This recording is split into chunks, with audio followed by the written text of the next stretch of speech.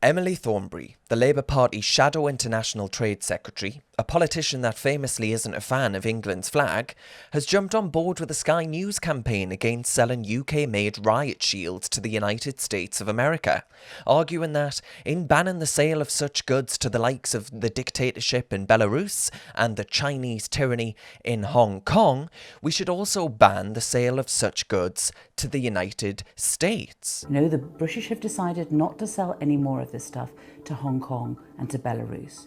But the law is the law and it applies to everybody equally. And so it has to apply to the United States as well. That's a patently ridiculous argument, and I think it deserves to be called out as such. Is it Lady Nugee's position that the American police shouldn't be supplied with shields to protect them from anarchists that destroy property, businesses and livelihoods, all supposedly in the name of racial justice? Does Thornberry and the Labour Party welcome anarchy for our American cousins? Is it the Labour Party's position that Britain shouldn't trade with its closest strategic partner and defend the special relationship, the world's most important strategic alliance?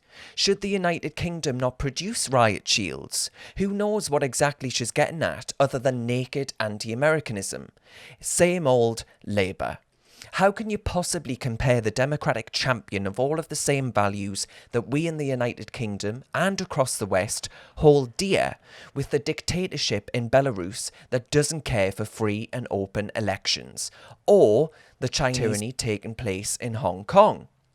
There's a world of difference. Anyone objective can see that. There's a world of difference in ensuring anarchy can't rip the United States apart, that the rule of law is upheld, a fundamental pillar of any functioning democracy like ours and the United States, and the kind of tactics found in Belarus and by the Chinese communists. I say it's excellent that our American cousins are buying more British exports and supporting British jobs for the kinds of equipment that will keep American police officers safe from the kind of lawlessness that we've seen this year, both in the US and here at home.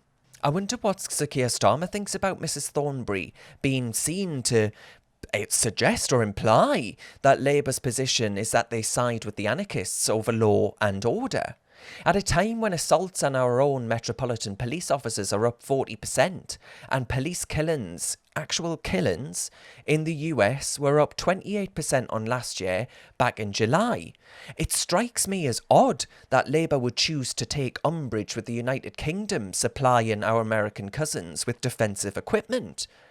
And we can see in full view what has happened to Sky News with the ridiculous story since it was acquired by the left-wing media bastion Comcast. All I can say, my friends, is that hopefully when Andrew Neil's GB News comes onto the scene, we might actually get some news reported for once.